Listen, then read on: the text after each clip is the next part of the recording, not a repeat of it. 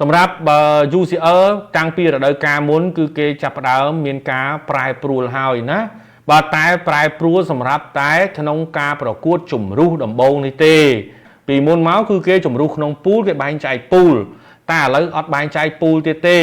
ក្រុមទាំងប្រមាណហ្នឹងគឺគេលេងយកមកឲ្យប៉ះគ្នាដើម្បីរកក្រុមដែលមានពិន្ទុច្រើនជាងគេបាទ8ក្រុមឡើងទៅវគ្គ16 direct ហើយសម្រាប់បាទ16ក្រុមទៀតត្រូវលេងជម្រុះយក8ក្រុមទៅលេងនៅក្នុងវគ្គ16ក្រុមចុងក្រោយហើយចាប់ពីវគ្គ16ក្រុមចុងក្រោយទៅគឺលេងអត់មានអីផ្លាស់ប្ដូរទេគឺដូចមុនអញ្ចឹងបាទអញ្ចឹងយើងគិតថាពីមុនគឺលេងវគ្គជម្រុះក្នុងពូលតែបច្ចុប្បន្នគឺគេលេងសន្សំពិន្ទុបាទលក្ខណៈហៅថា League Pace បានន័យថាស្ថិតនៅក្នុងតារាងពិន្ទុទាំងអស់គ្នាបាទសម្រាប់ក្រុមនីមួយៗត្រូវប្រកួតចំនួន8ប្រកួតបាទប្រកួតចំនួន8ប្រកួតបាទហើយនៅក្នុង8ប្រកួតនេះគឺអត់មានលេងដូរដីទេបាទ4ប្រកួតលេងនៅក្នុងដី4ប្រកួតទៀតលេងនៅក្រៅដីបាទហើយសម្រាប់ការប្រកួតនេះទៀតសោតបាទនឹងត្រូវប៉ះគ្នាផតខ្លួនឯងដែលជាមួយនឹងអ្នកលេខ1នៅក្នុងលីកលេខ1ហ្នឹងក៏ត្រូវប៉ះគ្នាដែរបាទអត់ដូចមុនទេហេតុអីបាន UEFA គេធ្វើអញ្ចឹង UEFA គេធ្វើអញ្ចឹងគឺដើម្បីឲ្យចាប់តាំងពីវគ្គដំបូងទៅគឺក្រុមខ្លាំងបានប៉ះគ្នាតែម្ដងបាទប្រិមិត្តបានឃើញរៀលប៉ះ Liverpool បាទ Arsenal ប៉ះ Bayern Munich បាទសិតតែក្រុមបើមិននិយាយស្ថិតនៅក្រុម Pot A ណាបាទមានន័យថាក្រុមដែលមានពិន្ទុខ្ពស់នៅលើកំពូលតារាងនៃលីកនីមួយៗគេដាក់នៅ Pot A បាទ Pot A អញ្ចឹងសូម្បីតែចាប់ផ្ដើមដំបូងក៏ក្រុមធំបានប៉ះគ្នាដែរវាខុសពីមុ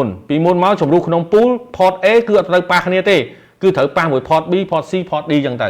បាទប៉ុន្តែឥឡូវអត់ទេ Pot A ហ្នឹងក៏ត្រូវប៉ះ A គ្នាឯងដែរ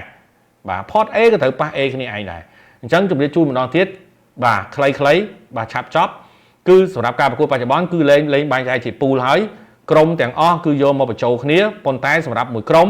គឺត្រូវលេង8ប្រកួតបាទអត់លេងជាមួយទាំងអស់ទេត្រូវលេង8ប្រកួត4ប្រកួតលេងនៅក្នុងដី4ប្រកួតលេងនៅក្រៅដីក្រុមពីលេខ1ដល់លេខ8គឺនឹងត្រូវទៅចាំនៅវគ្គ16ក្រុមពីលេខ9បាទរហូតដល់16ក្រុមទៀតបាទនឹងត្រូវលេងជំរុះមួយតង់ទៀតដូរដីគ្នាដើម្បីស្វែងរក8ក្រុមលេងវគ្គ16ក្រុមចុងក្រោយបាទអត់មានអីពិបាកទេបាទអញ្ចឹងទៅបើសិននិយាយស្ដាប់លេខ1ដល់លេខ8បាទឡើងទៅកាន់វគ្គ16ក្រុម direct ពីលេខ9ដល់លេខ24បាទនឹងត្រូវលេងជាមួយគ្នាមួយជុំទៀតបាទក្នុងដីដូរដីបាទលេងដូរដីណាបាទតែអានេះគេត្រូវចាប់ឆ្នោតបាទលេងមួយគ្នាតទៀតបាទហ្នឹងចំណុចហ្នឹងហើយសម្រាប់ដែលអ្នកដែលចាប់